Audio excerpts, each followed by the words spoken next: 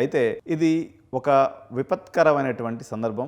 అదిగో పులి ఇదిగో పులి అన్న రోజులు నేను కూడా ఎప్పుడు ఏఐ గురించినటువంటి వీడియోస్ చేయలేదు. కానీ ఇది మన అందరి నట్టింట్లోకి వచ్చి ఈరోజు తాండవం చేస్తున్నటువంటి ఈ పరిస్థితుల్లో అనేక మంది స్టేక్ హోల్డర్స్ అయినటువంటి పేరెంట్స్ సహజంగా ఎప్పుడైనా మనం విద్యార్థుల్ని, తల్లిదండ్రుల్ని, ఫ్యాకల్టీని లేదా కాలేజీ యాజమాన్యాలను ఉద్దేశించి నేను అనేక వీడియోలు చేస్తూ ఉంటాను సహజంగా. అయితే ఇప్పుడు ఆ పరిస్థితి నుంచి దాటి ఏ రంగము కాదు ఏఐకి అనర్హము.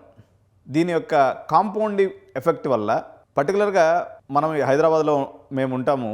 ఇక్కడ తెలంగాణ సమాజంలో ఒక మేజర్ ఇన్కమ్ సోర్స్, పర్టికులర్గా హైదరాబాద్లో తెలంగాణ వాసులకైతే రెంటల్ ఇన్కమ్ అనేది చాలా ఇంపార్టెంట్ సోర్స్. దీని మీద అసర్ పడుతుంది, అంటే దీని మీద ఇంపాక్ట్ పడుతుంది. రెండోది, ఒక ఇంపార్టెంట్ రంగం రియల్ ఎస్టేట్ ఆల్రెడీ మనుదిన్న పాము లెక్క కొన్ని సంవత్సరాల నుంచి ఇది స్తబ్దుగా ఉంది. అప్పుడున్నటువంటి కారణాలు వేరే, కానీ ఇప్పుడు ఏ ఇంపాక్ట్ వల్ల రియల్ ఎస్టేట్ రంగం అయితే కుదేలైపోయేటువంటి అవకాశం స్పష్టంగా కనిపిస్తుంది. సాఫ్ట్వేర్ ఇంజనీర్స్ ఎవరైతే హైదరాబాద్లో ఉన్నారో వీళ్ళని నమ్ముకొని మిగిలిన మొత్తం ఈకో సిస్టమ్ అంతా పనిచేస్తుంది. ఒక హాస్టల్ అనుకోండి, ఒక రెస్టారెంట్ అనుకోండి, లేకపోతే ఒక క్యాబ్ వరల్డ్ అనుకోండి, ఇట్లా అంటే ప్రతి రంగము దీని మీద కాంపౌండింగ్ ఎఫెక్ట్ అయినటువంటి పడిపోయే అవకాశం ఉంది.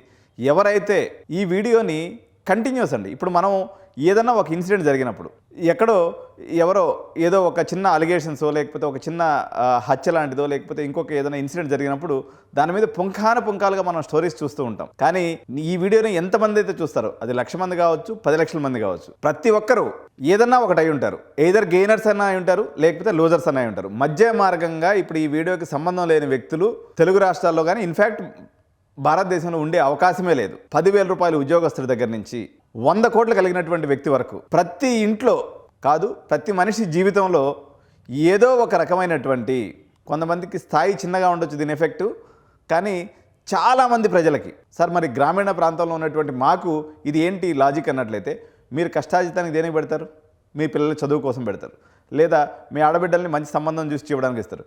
ఈరోజు అమెరికా సాఫ్ట్వేర్ సంబంధం ఇచ్చినటువంటి ఎవరైతే వాళ్ళు ఉన్నారో ఈరోజు లబోదీపం అనే పరిస్థితికి వచ్చేసింది. ఓన్లీ సాఫ్ట్వేర్ ఇంజనీర్ అయితే చాలు ఇస్తామని ఈ మధ్యకాలంలో ఒక 2 years నుంచి మన అమెరికన్ ప్రెసిడెంట్ కొత్త ఆయన వచ్చిన తర్వాత ఈ ట్రెండ్ స్టార్ట్ అయింది. ఇప్పుడు అసలుకే ప్రాబ్లం అన్నట్టు మొత్తం అసలు సాఫ్ట్వేర్ ఇంజనీరింగ్ వ్యవస్థే పోయింది.